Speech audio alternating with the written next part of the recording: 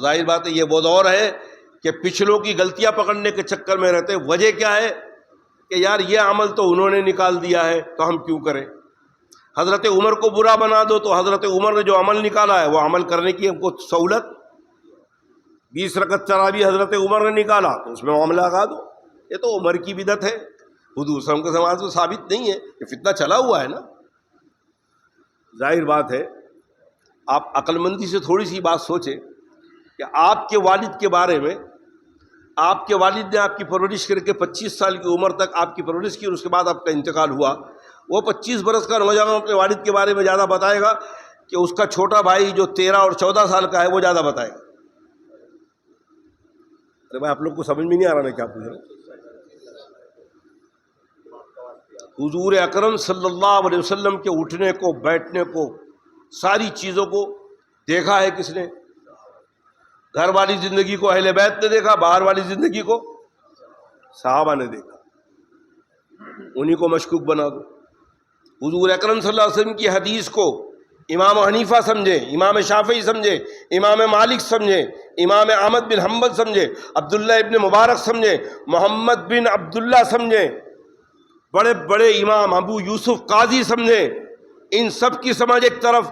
فاروق اعظم جو حدیث کو سمجھیں گے کیا یہ ان کا مقابلہ کر پائیں گے فاروق اعظم کی سمجھنے کا؟ انہوں نے زبان سے سنا ہے جناب رسول کے اور دیدار کیا ان آنکھوں سے محمد صلی اللہ علیہ وسلم کو, ان کی صحبت میں رہے ہیں. اور پھر فاروق اعظم کے بارے میں تو یہ اگر میرے بعد کوئی نبی آتا تو وہ عمر کی ذات ہوتی, معمولی پیشین گوئی ہے. لیکن عمر کی ذات کو مشکوک بنا دو تاکہ عمل کرنے کا فرصت ہو جائے. اور مسلمان ہم اس پہ تہذیب میں لگے. ہم کو جو کرنے کا ہے وہ کرتے نہیں, جو اللہ نے ہمیں حکم دیا ہے وہ کرتے نہیں. میں رتنا میری گلی میں تھا, چوکی محلے سے ایک صاحب کا فون آیا, بولے حضرت مہدی علیہ السلام کب آئیں گے؟ میں بولا ابھی جاتا ہوں, میں اللہ میاں سے پوچھ کے آتا ہوں مہدی علیہ السلام کب آئیں گے. بتائیے. میں نے پوچھا تم نے فجر کی نماز پڑھی؟ بولے نہیں. میں بولا اللہ نے جو تیرے کو کرنے کا حکم دیا وہ کرتا نہیں, اللہ جو کام کرنے والے اس میں مداخلت کر رہا ہے. ابے مہدی کو حضرت اللہ تعالیٰ بھیجیں گے, حضرت مہدی کو جب بھیجنا ہوگا بھیج دیں گے. کب آئیں گے میں کیا بتاؤں کب آئیں گے؟ میرے کو جانا پڑے گا عیسیٰ علیہ السلام کو چوتھے آسمان میں پوچھنے کے لیے. تو یہ ہمارے اس تہذیب میں ڈال دیا گیا, یوٹیوب پہ چل رہا ہے. ہر عمل میں مشکوک کر دو. نماز ایسی کیوں پڑھی جاتی ہے, قرآن ایسا کیوں پڑھا جاتا ہے, قرآن کی ترتیب ایسی کیوں ہے. ظاہر بات ہے وہ سارے سوال ہے کیا ہم سے اللہ پوچھے گا قبر میں؟ یہ علمی باتیں ہیں, اس کو عوام میں لا کے رکھ دیں. یہ کمال تھا صحابہ کرام کا. سعید ابن زید رضی اللہ تعالیٰ عنہ کا معاملہ یہ تھا کہ جب آپ ایمان لے آئے تو پھر اللہ کے رسول صلی اللہ علیہ وسلم کے بات پورا رہے, اور آپ کی وجہ سے حضرت فاروق اعظم ایمان لائے. فاروق اعظم کے زمانے میں بیان میں آپ کو بیان سن چکے, لیکن مختصراً یہ سعید ابن زید کی کیا کوشش ہے وہ دیکھیے آپ. حالانکہ خود فاروق اعظم رضی اللہ تعالیٰ عنہ نے ایک مرتبہ سعید ابن زید کو مار کر الٹا باندھ کر لٹکا دیا تھا. خالی باہر سے خبر لگی تھی کہ یہ بددین ہو گیا ہے. اس زمانے میں جو صحیح دین قبول کرتا تھا اس کو کیا کہتے ہیں؟ آج بھی جو لوگ سنت پر عمل کرتے ہیں اس کو کیا کہا جاتا ہے؟ اللہ ہم سب پر رحم فرمائے. بہرحال تو حضرت سعید ابن زید سے انہوں نے پوچھا باندھ کر عمر فاروق نے کہ کیا تو بددین ہو گیا ہے؟ انہوں نے کوئی جواب نہیں دیا, حالانکہ ایمان لا چکے تھے. اور کمال کی بات یہ ہے کہ خالی سعید ابن زید نے ایمان نہیں لایا تھا, ان کے ساتھ فاروق اعظم کی بہن حضرت فاطمہ بنت خطاب رضی اللہ تعالیٰ نبی ایمان لے آئی. دونوں میاں بیوی ایمان لا چکے تھے, قرون اولیٰ میں ایمان لانے والے لوگ. لیکن یہ خبر عمر کو نہیں دی گئی تھی. حضرت فاطمہ کو بھی کئی مرتبہ جا کے پوچھا, خاموش رہی. انہوں نے نہ ہاں کہا نہ کہا, کہ کو معلوم تھا کہ یہ بھی ظالم آدمی ہے, مارنا شروع کرے گا. لیکن جب انہوں نے قتل کا ارادہ کیا جناب رسول اللہ صلی اللہ علیہ وسلم کا, کون؟ فاروق اعظم نے قتل کا ارادہ کیا. آپ اندازہ لگائیں, کسی کافر نے اتنی جرت نہیں, ابو جہل نے بھی جرت نہیں کی. ابو جہل کے بارے میں صرف اتنا آتا ہے کہ حضور اکرم صلی اللہ علیہ وسلم جب کعبۃ اللہ پہ نماز پڑھتے تھے اور جب سجدے کے حالت میں جاتے تھے, ایک مرتبہ ابو جہل نے کوشش کی کہ اللہ کے نبی صلی اللہ علیہ وسلم کے سر کے اوپر اس نے پیر اٹھا کر اللہ کے نبی کے سر پر پیر رکھنے کی کوشش کی کہ اتنے میں سامنے سے ایک شیر آیا.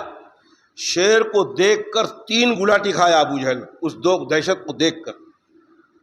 وہ فرشتہ شیر کی شکل میں آیا اور بے ہوش ہو گیا. اللہ کے نبی صلی اللہ علیہ وسلم جب سجدے سے فارغ ہوئے تو ابوبکر صدیق پہنچے. حضرت ارقم رضی اللہ تعالیٰ عنہ جن کے مکان میں بیٹھ کر وہ چھوٹی چھپ کے تبلیغ ہوتی تھی.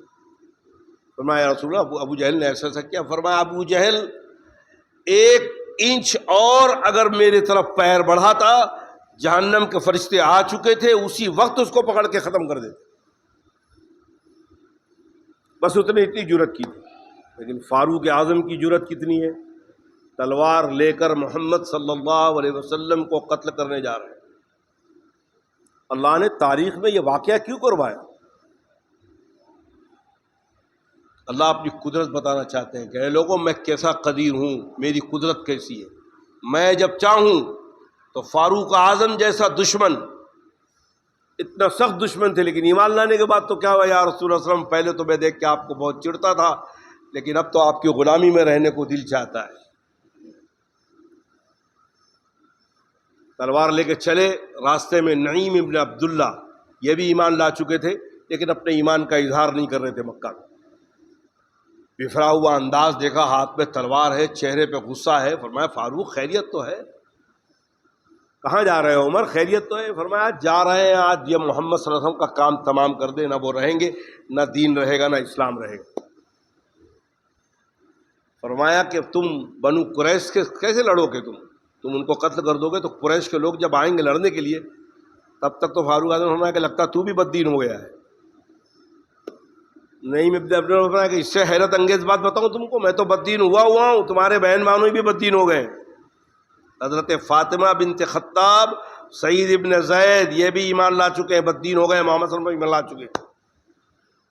یہ سننا تھا کہ وہ تلوار لے کر اب رخ ہوا اپنی بہن کی طرف. جا رہے تھے محمد صلی اللہ علیہ وسلم کی طرف، رخ ہوا حضرت فاطمہ بنت خطاب کے گھر کی طرف. اتفاق کی بات تھی کہ وہاں حضرت خباب ابن عرط رضی اللہ تعالیٰ عنہ اس گھر میں موجود تھے. سورہ طٰہٰ نازل ہو چکی تھی. سورہ طٰہٰ صحابہ کو یاد کرایا جا رہا تھا. خباب ابن عرط سورہ طٰہٰ یاد کر لی جو 16ویں پارے میں ہے. سورہ طٰہٰ یہ پڑھا رہے تھے، یاد کرا رہے تھے حضرت سعید ابن زید کو، اور حضرت فاطمہ بنت خطاب کو حضرت خباب ابن عرط پڑھا رہے تھے اور وہ پڑھ رہے تھے. اتنے میں فاروق اعظم کی انٹری ہوئی. یہ آواز فاروق اعظم میں کان پہنچی کہ یہ لوگ کچھ پڑھ رہے ہیں. لیکن جیسے فاروق اعظم کا آواز سنی، حضرت خباب ابن عرط کو فاطمہ بنت خطاب نے اور سعید ابن زید نے کھٹیا کے نیچے چھپا دیا کہ ابھی تو عمر ان کو دیکھیں گے تو ان پر تو حملہ کر دیں گے. بہرحال بہت شدت کے ساتھ عمر گھر میں گزرے اور سعید ابن زید کو پکڑا کہ کیا پڑھ رہے تھے تم لوگ؟ فرمایا کچھ نہیں پڑھ رہے تھے، ہم تو ایسی بات چیت کر رہے تھے. پھر بھی سعید ابن زید کا گریبان پکڑ لیا اپنے بانوئی کا حضرت عمر نے اور 2 لافہ مارا کھینچ کے. میں سب سنا ہوں کہ تم بددین ہو گئے ہو.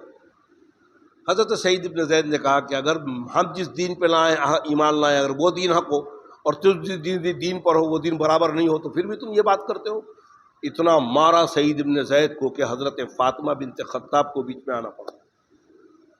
فاطمہ بنت خطاب نے اپنے شوہر کو چھڑائی لیکن جب تک حضرت عمر نے حضرت فاطمہ کے منہ پہ ایک مکہ مارا جس سے حضرت فاطمہ کے ہونٹ پھٹ گئے اور خون نکلنے لگا. ایک تو بہن کو مار تو دیا غصے میں، لیکن جب بہن کا خون نکلنے لگا تو بہرحال بھائی تھے دیکھا تو تھوڑا غصہ ٹھنڈا ہوا. لیکن جب تک حضرت فاطمہ بنت خطاب نے فرمایا کہ اے عمر تم اس لیے مار رہے ہو کہ ہم نے محمد صلی اللہ علیہ وسلم ایمان لایا تو سن لو میں تمہارے سامنے بھی گواہی دیتی ہوں، اشہد ان لا الہ الا اللہ واشہد ان محمدا عبدہ ورسولہ، اور تم اب ہماری بوٹی بنا دو، ہم اس دین سے ہٹنے والے نہیں ہیں. بہن کا یہ جملہ سننا فاروق اعظم نرم ہو گئے. فرمایا اچھا تم کیا پڑھ رہی تھی وہ بتاؤ، تم کیا پڑھ رہے تھے وہ دو مجھے. فرمایا یہ ناپاک لوگ اس کو نہیں چھوتے، یہ اللہ کا پاک کلام ہے، اس کو پاک لوگ پڑھتے ہیں، اگر اس کو پڑھنا ہے تو تم پہلے غسل کرو۔ بہن کا گھر تھا، اندر جا کے غسل کیا، غسل کرنے کے بعد خباب ابن عرط نے، وہ جو سعید ابن زید پڑھ رہے تھے، اس زمانے میں ایسا قرآن نہیں تھا، وہ سورہ طٰہٰ کو لکھا گیا تھا، کہیں کھال میں لکھا جاتا تھا، کہیں پتے پہ لکھا جاتا تھا، اس انداز سے۔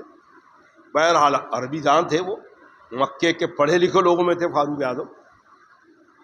تو سورہ طٰہٰ جو شروع ہوا، ما انزلنا الیک، سورہ طٰہٰ، اور جب اس آیت پر پہنچے ہیں اننی انا اللہ لا الہ الا انا فاعبدنی واقم الصلاۃ لذکری، خود عربی جانتے تھے، اس آیت پر پہنچے، تھاڑے مار کر رونا شروع کیا۔ فاروق اعظم جیسا آدمی جو محمد صلی اللہ علیہ وسلم کو قتل کرنے کے ارادے سے، اننی انا اللہ لا الہ الا انا فاعبدنی واقم الصلاۃ لذکری، اے لوگو میرے سوا کوئی تمہارا معبود نہیں ہے، میرے لیے نماز پڑھو اور میرے لیے صدقہ و خیرات کرو، میری عبادت کرو۔ یہ آیت پر پہنچے، فاروق اعظم رونے لگے اور فرمایا محمد صلی اللہ علیہ وسلم کے ساتھ مجھے لے کے چلو۔ تب تک خباب بن عرط کھٹیا سے نکل گئے اور فرمایا کہ عمر، ابھی جمعرات کی رات کو اللہ کے نبی نے دعا مانگی تھی، میں موجود تھا، اللہ کے نبی نے دعا مانگی تھی کہ عمر بن حشام اور عمر بن خطاب میں سے کسی دو کو، اے اللہ ان دو میں سے کسی ایک کو ایمان والا بنا کر اسلام کو طاقت نصیب فرما۔ خباب بن عرط نے فرمایا کہ اے عمر، شاید یہ دعا اللہ نے تمہارے لیے قبول کر لی۔ بہرحال بہن بانوئی نعیم ابن عبداللہ سب لے کے پہنچے ارقم، وہاں حضرت امیر حمزہ 3 دن پہلے ایمان لا چکے تھے۔ مکے میں یہ دو ہی مشہور بہادر تھے، حضرت حمزہ اور حضرت عمر رضی اللہ تعالیٰ۔ جب لوگوں نے دروازہ سیکھا تو ہاتھ میں تلوار ہے، حضرت عمر سامنے کھڑے ہیں، اللہ کے نبی کو خبر دی، یا رسول اللہ عمر تو کوئی اچھی نیت سے نہیں آیا، ننگی تلوار ہاتھ میں اور غصے میں دکھ رہے ہیں۔ امیر حمزہ نے فرمایا کہ ٹھیک ہے، اگر وہ اچھی نیت سے آیا ہے تو ٹھیک ہے، نہیں تو اسی کی تلوار اسی سے اس کی گردن ماریں گے۔ اور حضور اکرم صلی اللہ علیہ وسلم سے وحی کی کیفیت ہو گئی تھی اس وقت۔ جب وحی کی کیفیت ختم ہوئی، اللہ کے رسول صلی اللہ علیہ وسلم نے خود دروازہ کھولا اور سامنے حضرت عمر کے سامنے، اور فرمایا عمر اس وقت تک تم ایمان نہیں لاؤ گے، تم کو حق بات سمجھ میں نہیں آئے گی جب تک کہ اللہ تعالیٰ کی طرف سے تمہیں کوئی جھٹکا نہ ملے۔ جب تک تو حضرت عمر نے فرمایا یا رسول اللہ میں ایمان لا چکا ہوں، میں گواہی دے رہا ہوں اشہد ان لا الہ الا اللہ واشہد ان محمدا عبدہ ورسولہ، اور میں اپنی بہن و بہنوئی کے گھر سے ہی یا رسول اللہ میں یہ کتاب پڑھ کر ایمان لے آیا۔ یہ سعید ابن زید اور ان کی بہن فاطمہ بنت خطاب کا بہت بڑا کارنامہ۔ اس دن پورے مکہ کے اندر ماتم مچ رہا تھا، کفار مکہ کے گھر، ابو جہل کے گھر میں سب جمع تھے کہ ابھی تھوڑی دیر میں محمد صلی اللہ علیہ وسلم کی قتل کی خبر آئے گی، لیکن معاملہ وہاں تو الٹا آ گیا کہ قتل کرنے گئے تھے، انہوں نے تو محمد صلی اللہ علیہ وسلم ایمان لایا، اور ایمان لاتے ہی پہلا کارنامہ کیا کہ ارقم کے میدان میں، جو ارقم کے مکان میں چھپ کر جو عبادت کرتے تھے جناب رسول اللہ صلی اللہ علیہ وسلم، یہ فاروق اعظم کا پہلا کارنامہ۔ فرمایا اے اللہ، کہ اللہ کے رسول، کیا آپ اللہ کے سچے رسول نہیں ہیں؟ کیا اللہ ہمارا معبود نہیں ہے؟ اور کیا یہ خانہ کعبہ اللہ کا گھر نہیں ہے؟ ہے، پھر ہم یہاں چھپ کر عبادت کیوں کریں؟ اب فاروق ایمان لا چکا ہے، اب چلیں ہم کعبہ میں علی الاعلان اب اللہ کو سجدہ کریں گے۔ یہ پہلا کارنامہ کہ اس ارقم کے مکان سے نکل کے مسلمان آزادانہ طور پر مکہ معظمہ کعبۃ اللہ کے اندر نماز پڑھ رہے ہیں۔ 2 ٹولی بنی گئی، 20 آدمی ہوئے، 40 آدمی مسلمان، 40واں نمبر یا 39واں نمبر حضرت عمر کا ایمان لانے میں۔ 20 ٹکڑے کے سپہ سالار امیر حمزہ بنے، 20 ٹکڑے کے سپہ سالار فاروق اعظم بنے، جناب رسول اللہ صلی اللہ علیہ وسلم آگے آگے چل رہے ہیں، اور سب سے پہلے کعبۃ اللہ میں نماز فاروق اعظم کے ایمان لانے کے بعد اللہ کا نبی امام الانبیاء خاتم الانبیاء جناب رسول اللہ صلی اللہ علیہ وسلم کو سجدہ کرنے کا موقع پہلی مرتبہ کعبۃ اللہ میں ملا۔ یہ سعید ابن زید اور فاطمہ بنت خطاب کی وہ محنت تھی جو اسلام میں آج سعید ابن زید عشرہ مبشرہ صحابی میں ہیں، جن کو اللہ کے نبی نے دنیا میں جنت کی بشارت دے دی۔ ظاہر بات ہے یہ تھوڑا سی کارنامہ ہے، لیکن تاریخ میں نام عشرہ مبشرہ صحابی لکھا ہے۔ اور کمال کی بات یہ ہے کہ نبی پاک صلی اللہ علیہ وسلم کی وفات میں خاموش رہے، کوئی ان کا نبی صلی اللہ علیہ وسلم کی وفات کے بعد کوئی ذکر نہیں ہے ان کا۔ ابو بکر صدیق رضی اللہ تعالیٰ عنہ کی خلافت میں بھی کوئی خاص ذکر نہیں ہے، لیکن جنگ یرموک جب ہو رہی ہے اللہ کے ابو بکر صدیق کے دور میں جنگ یرموک میں یہ شامل ہو رہے ہیں۔ اور جنگ یرموک کا واقعہ یہ ہے کہ ادھر 20,000 مسلمان ہیں، ادھر 1 لاکھ کفار لشکر ایرانیوں کا ہے۔